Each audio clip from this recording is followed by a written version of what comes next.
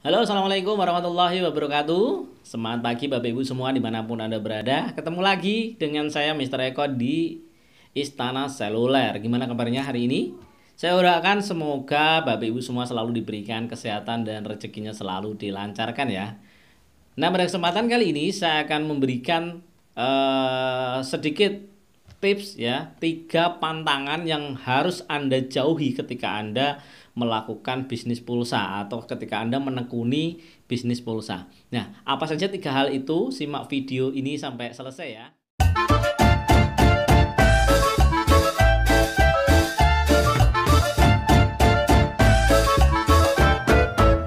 Oke teman-teman, bagi yang belum subscribe atau baru join di channel ini silahkan di subscribe dulu supaya teman-teman bisa dapat informasi yang akurat, terbaru mengenai tips trik bagaimana cara jualan pulsa, aplikasi-aplikasi pembayaran pulsa paling murah, kemudian info-info terbaru ya dari beberapa operator yang mungkin melakukan promo atau pakai data apa sih yang paling murah saat ini.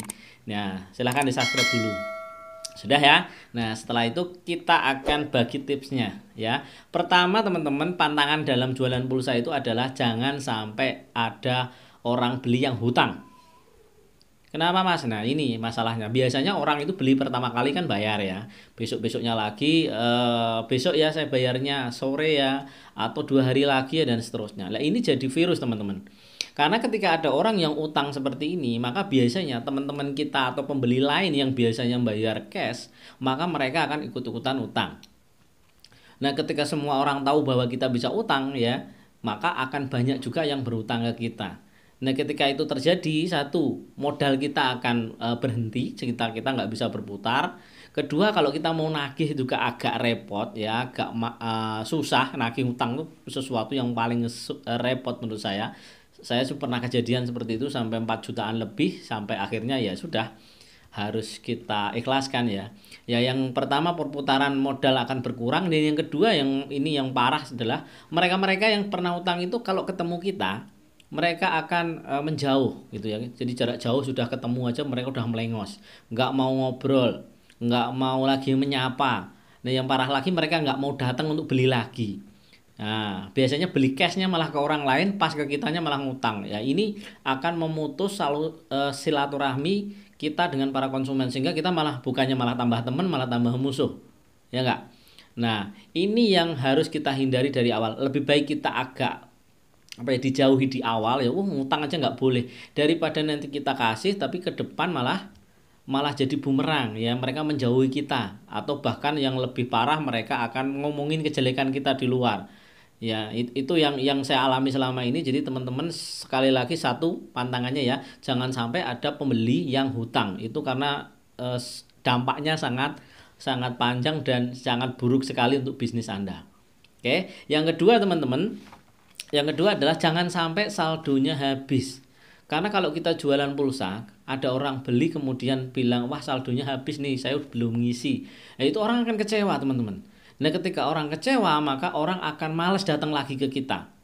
Ya, apalagi itu sudah berlangsung beberapa kali. Pernah datang sekali, kemudian saldonya habis. Pernah datang sekali lagi, mau isi 50.000, ternyata saldonya cuma 30.000. Nah, ini akan menjadi image jelek, branding jelek kepada kita ketika kita memang serius menekuni bisnis jualan pulsa.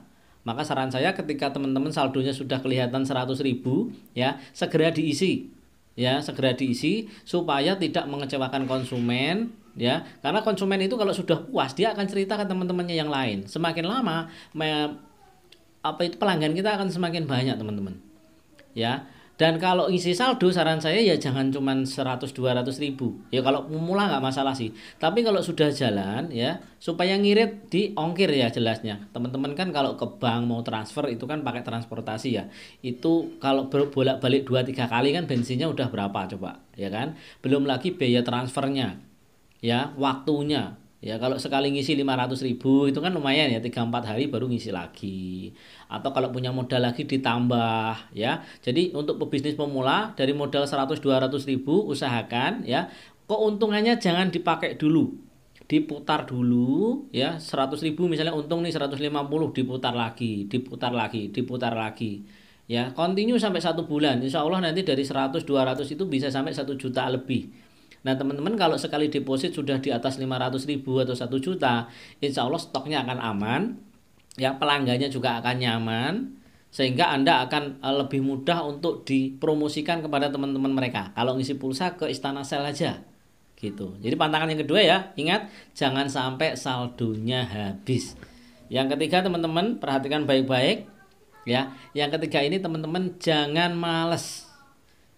Jangan malas itu artinya apa? Satu, teman-teman harus selalu menambah skill, nambah ilmu bagaimana agar counternya, bagaimana agar bisnis jualan pulsanya itu bertambah keuntungannya.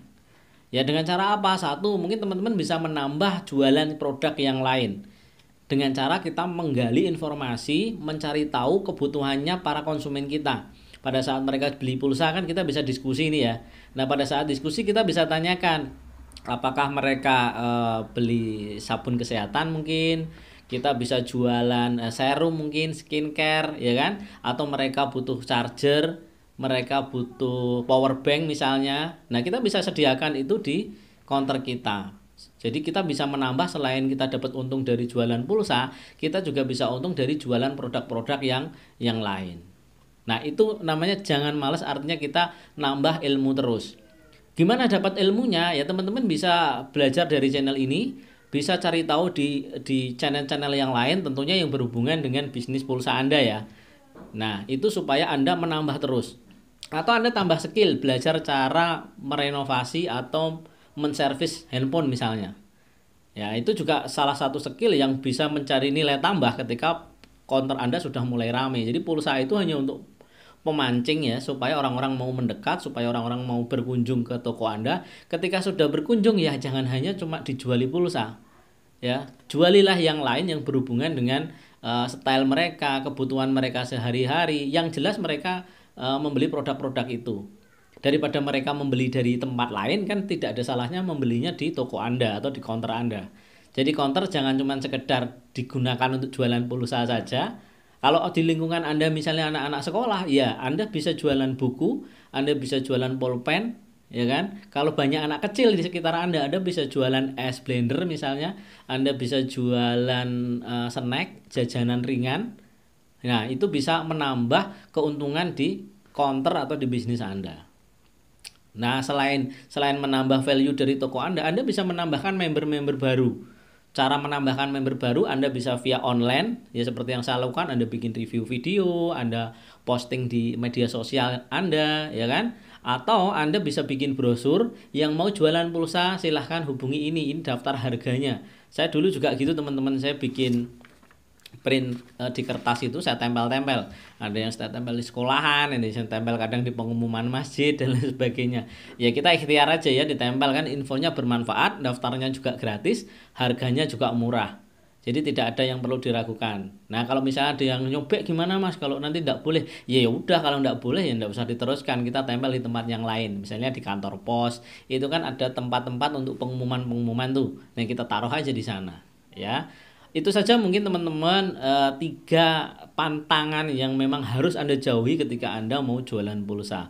Nah kalau ini sudah bisa Anda hindari, insya Allah omset Anda akan meningkat, bisnis Anda akan stabil ya. Dan yang penting putar dulu modal yang sudah ada. Jangan keburu-buru, kalau baru untung dikit langsung beli HP baru, baru untung dikit langsung beli laptop ya. Jangan dulu teman-teman. Kalau teman-teman modalnya belum 1-5 juta yang berputar di saldo, saran saya putar dulu ya. Ketika sudah 1-5 juta saldonya, minimal gini loh teman-teman tuh, sekali deposit ya sebulan itu udah aman, nggak usah deposit lagi gitu loh. Jadi kan tenang ya, nggak jualan pulsanya itu tenang, nggak wirawiri, nggak bolak-balik transfernya.